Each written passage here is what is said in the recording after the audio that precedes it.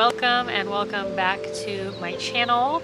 What is up, you guys? It's been a minute since my last video. I know I've been taking a little bit of a break. Today I am coming out with a topic that a couple of you messaged me and suggested. So today's topic is going to be all about coming out spiritually to your friends and family. So without further ado, let me just hop straight into it today. We're going to go over what it's like to publicly come out to your friends, to your family, to your social media, whatever have you, and what it really takes to get to that point. Because as many of us in this journey know, it's not an easy journey. And especially, when you go through the changes where, your friends fall away, maybe your family disagrees with you or what have you, and it can feel very isolating. And so how do you find your group? Well, you kind of have to be a little bit vocal about what your interests are. Okay, firstly, let's start off with what is the spiritual closet, as I like to call it. I refer to it as the zone that you're in if you're afraid to be vocal about your spiritual beliefs, or if you're afraid to talk about your practice or your values, or if you just keep it closed off in conversation with other people for fear of judgment, specifically for fear of judgment. And I want to put this out there first. It's okay to keep your beliefs to yourself. And I'm going to be addressing both perspectives in this video, because for some people, it doesn't matter whether others know or not. For some people, some of us might not care if, I don't really care if people know or not, so I don't really feel like I want to share it. And that's totally fine too. That also, is still a part of your truth. So maybe you'll resonate with one perspective over the other. Maybe you are the type of person who prefers to keep their spiritual beliefs hidden. Everyone's journey is going to be different, and I'm always going to come back to that. Everyone's journey is going to be different. You might resonate with one truth over the other truth. It really just depends on what you subscribe to. Now, what you have to remember is that at the end of the day, and the bottom line of the whole, okay, how do I start telling my friends and my family about my practice or my spirituality or, whatever I'm passionate about spiritually? What it comes down to is you have to be comfortable with yourself first. First and foremost, if you're not comfortable with yourself, you are not going to be comfortable even approaching the topic with other people. And that's the thing, is you need to be comfortable with yourself first before you approach the uncomfortable.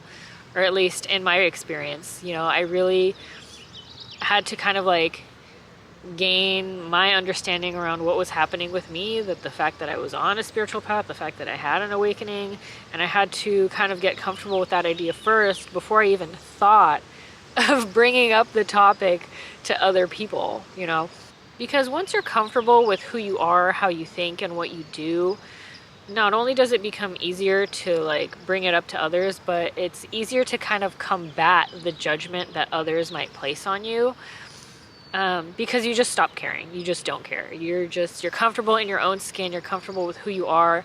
And if that makes others around you uncomfortable, it doesn't matter. It just bounces right off. And like I said, sharing with other people is, a step outside of the comfort zone. So first of all, you have to establish your comfort zone with it, right?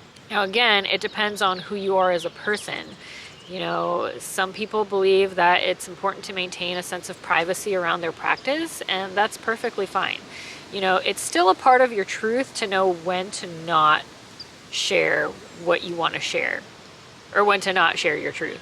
That's still knowing when to speak your truth, to who you can trust or to who you feel comfortable sharing it with. Not all of us, embrace the spiritual path and then go out there in the world and say, hey, this is what I believe, this is what I do, this is who I am. Some people prefer a more private practice, and that's perfectly okay. For some people, it's about telling maybe one other person or maybe two other people versus kind of coming across anyone who they might know and be like, well, this is who I am and this is what I believe. I mean, it can go both ways. And that's why it's very hard to take just one stance on this topic. But I feel like it's important that I touch on it just because, for a lot of people, and myself included, when I was first kind of starting out on this journey, I thought it was important that I was comfortable with telling everybody. And that just wasn't necessarily true for me, because did everybody deserve to know my truth at that point? Probably not. But the point is, like, the goal is not necessarily to have to like tell everybody. You know, that's not necessarily the goal here. The goal here is just to get to a point where you feel comfortable when you feel, you know, called to be who you are. So a question I get asked pretty often is like, how do I know that I'm ready to start telling people? How do I know that I'm ready to start like a public social media? Or, you know, how do I know that I'm ready to come out and start telling people, you know, I read cards, or I do mediumship readings, or, you know, whatever you do out there, I do Reiki. Your intuition is going to be the best guide. And oftentimes, I mean, more often than not, you're going to come across situations, or not even situations, but you're going to come across an energy that's longing to be seen. So what that means is like, you know, you're out in public and you just want to be yourself, whatever that means to you. Maybe you want to wear crystals around your neck. Maybe you want to wear, I don't know, some specific like spiritual style, I guess. I don't know. I'm just throwing ideas out there. Maybe you want to have those kind of conversations with your friends, like, oh, like I'm really interested in Reiki. I'm really interested in, you know, the book Journey of Souls. I want to talk about it, or, you know, whatever it is. You have that longing in you that wants to be seen, that wants to be heard, that wants to communicate about these kind of topics. That's generally a sign that tells me like, okay, I'm wanting to express my authentic truth a bit more. I'm wanting to come out with it a bit more. But maybe there's a but, you know, maybe you don't feel like you can. So that's generally the first sign that you feel ready. And it's going to be very intuition based. Like you're just going to feel this call, like, I just want to talk about these topics. I just want to be who I am. And maybe what that entails is being able to be open about it with others. So the longing is the first step. The second step is the passion, or loving what you do, or, you know, whatever it is. For me, that was very much my journey. Was I loved what I was doing. That's how I knew that I was ready to start talking to people about it. Because, you know, I mean, there were moments where I was not ready to talk to other people about it, and I tried. And then when there were differing opinions, I got very upset and sad and thought that I was doing, you know, made me feel like I was crazy. But, you know, everyone's going to have differing opinions. So I feel like my route is more like getting you prepared to have those conversations with people, if that's what you're trying to do. And to remember that it's not going to be an overnight process. So a little bit about my story is I started out with mediumship, and the more that I practiced it, the more that I kept doing it, the more that I loved it, the more that I found my healing, the more that I found my voice. And quite honestly, it was like the thing that lit me up. It was the thing that I was just so passionate about, and I could talk about it for days on end, and I, you know, it felt like this was really my purpose. I loved the way that I saw that it could help heal others, and not only heal myself, but yeah, heal others. So what happened was I grew more and more confident over time. It wasn't an overnight thing, and I had to fall flat on my face a few times, but it wasn't an overnight thing, and that's my point. My passion began to outweigh my fear of being persecuted by other people. So at that point, I would tentatively ask my friends if they wanted readings. You know, like I would just put it out on my social media story and be like, I'm doing practice readings. Does anybody want one? And then, you know, hope that I had some takers. And you know what? Even though it was I was very apprehensive about like putting it out on my social media. I had a different account. It was more of like my private account that I had with like friends on it, like friends and family. And it was very nerve-wracking. But I mean, how else are you supposed to find people you resonate with if you're not sharing about it in some way, shape, or form? You know, not necessarily super publicly on a large scale, but maybe on a small scale. So that's what I did for quite some time, is I would just post on my account and just offer readings, like with cards or with mediumship, or I would post like spiritual memes, things like that. So, which I still do to this day. And that's how I kind of began being more and more comfortable with this part of me, with this aspect of my spirituality, and I really began to embrace it. And you really have no idea who's going to support you until you put yourself out there. And I'm just going to say that flat out, because until I started doing that, I felt like there was nobody who I knew who could level with me, or like be on the same page, or like be open spiritually, or be open-minded about this kind of stuff. And let me tell you, once I started putting myself out there were a lot of people who I never would have expected to be into this kind of stuff, who were into this kind of stuff. And that was something that really brought me a lot of joy and pleasant surprise. So I'm just saying, you really never know, not until you try. So yeah, I kept doing that for a while until finally I had this gut feeling that was telling me I was ready to expand onto a larger scale. And so that's the point where I made like a new Instagram and a YouTube and all that jazz that came afterwards. But how did I know that I was ready for that? Well, I wanted it. Point blank, it's so simple. If you want to do it, the only person who's standing in your way of doing it is yourself. Because honestly, when we're talking about, especially like coming out to friends or coming out to family, you might think, oh, well, what's stopping me is like, what if they don't support me? What if they don't agree with me? Or what if they think that I'm weird?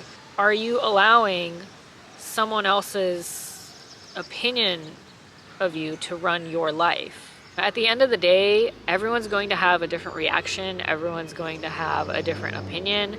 And you really just have to come to terms to be okay with that. And it really starts with being okay with yourself first. So this is leading me to talk a little bit about shifts, and like the shift that happens when you begin to embrace and like vocalize your truth, right? Because shifts create, like coming out with that creates a shift. It creates a shift with the people around you. It creates a shift internally because that's a really big point to come to when you are finally okay with yourself and you begin to be open about it, right? And it doesn't have to be like just speaking about it, but actively doing it, or there's so many different ways that you can perceive being open spiritually. And it's powerful because it's your truth coming out, and your truth is a very powerful thing. You always have to remember that. It's a very, very powerful thing. So how do you approach it? And I get asked all the time, how did you deal with the rejection? And it sucked, it hurt, but it wasn't an overnight thing. It wasn't something that I was necessarily prepared to handle, but at the end of the day, you have to remember it is not your job to control how other people perceive you. Really, that's all you're doing by hiding, is trying to control how other people perceive you. But at the end of the day, you can never do that, because that's not your responsibility to do. What you control is your comfort zone and how comfortable you are and how comfortable you want to be. So it just depends. Do you want to take that step outside of your comfort zone and tell people, I love to read cards, I am an oracle reader, I'm an intuitive reader, or I'm an intuitive artist, whatever it is. That is, I guess, where you draw the line. Like, where's your comfort zone? Is it the kind where you're striving to be who you are in public, or is it the kind where you're striving to be just who you are in private? Because like I said, some people are a bit more private about it than others. Some people are a bit more open about it than others, and both are okay. What matters is not to allow other people's opinions of you to generate your opinion of you. Your opinion of you should be yours, not anyone else's. And something that's been helping me recently with all of my challenges that I feel also really, really applies to this as well is, remember, and whether you subscribe to like the multiverse theory or not, this is something that's been helping me, is that there is already a version of you out there that is open. There is already a version of you out there that feels healed. There's already a version of you out there that is doing the thing that you're afraid to do. Like it's already there. It already exists. And for most of us, it's really only a decision away from having that life. It's like that quote, you're one decision away from having a totally different life. And it's the same kind of theory, where there's already a version of you out there that's doing the thing, and you just have to, in order to align with that version of you, you just have to make the decision that you're afraid to do to become that person. You know, my experience, I was extremely blessed to have been able to find a lot of support throughout my journey, which came with, you know, really putting myself out there. It wasn't always easy, but one of the things that really helped me was creating a community of like-minded people around me. And community is priceless. Like, find yourself a community of people out there who you resonate with, who are like-minded, who are into the same things as you are. And it's important because community will support you, and community helps you to grow. You know, it's like that quote, it takes a village. So like what I did was I went out of my way to find groups of people who were into the same things. I went out of my way to find classes. I would Google, you know, this was pre-Panini or Pandini or whatever people are calling, you know, the big C these days. But this was like pre this time. But I would like put myself out, and I would try to find classes, and I would try, you know, I would go to my like yoga studio, and I would find people who are into the same things. And, you know, that's really how I began to find people who were into that. You know, you have to like really put yourself into those not situations, but like you have to put yourself into those environments where you're going to find like-minded people. You know, that's the whole reason I absolutely love this channel and I love this platform, is because I was able to find so many of you who all resonate with me, and who like we're all on very similar paths. And it's very healing, and it's very supportive when you find people who are on similar journeys as you. So at the end of the day, did I still face rejection? Did I still face people who, you know, looked down on me for what I was doing? Sure. But did I let it define me or bring me back to the drawing board in terms of who I am and who I was and who I thought I was supposed to be? Absolutely not. Absolutely not. I was never going to let that happen, because I was so passionate about what I was doing, and I loved what I was doing. And I'm sure many of you can relate that the spiritual path is so freaking interesting. Like, how could you not want to talk about it all day? Remember that these steps, like, that lead you to become more open, they're all stepping stones. And that's a really massive part of the journey, is understanding that things do not happen overnight all the time. Some things do, but most of the things, I'm just going to generalize here, most things do not happen overnight.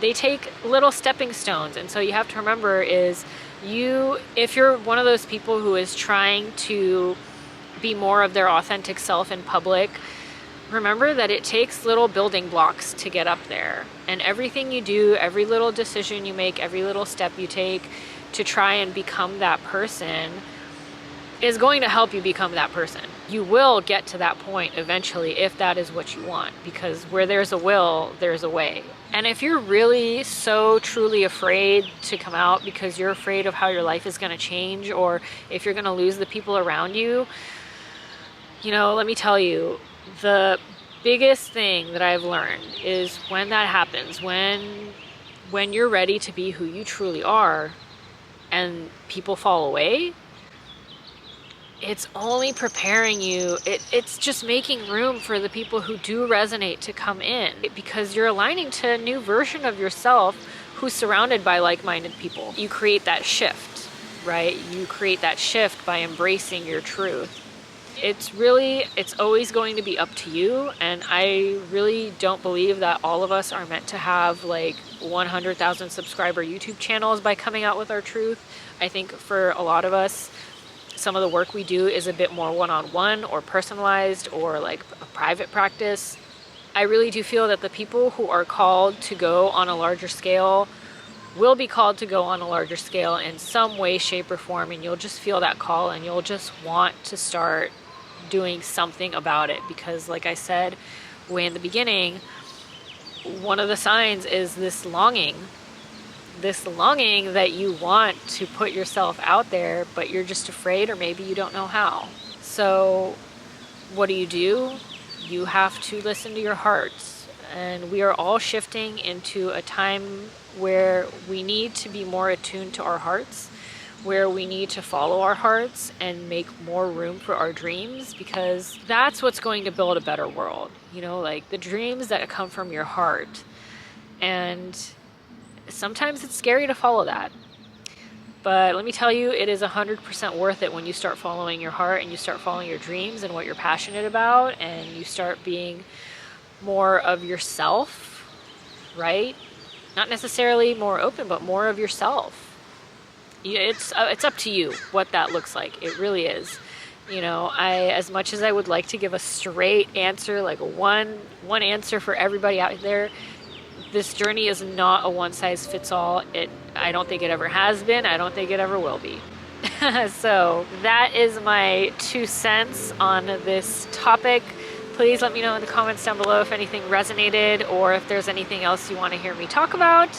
And I will see you in the next one. Bye.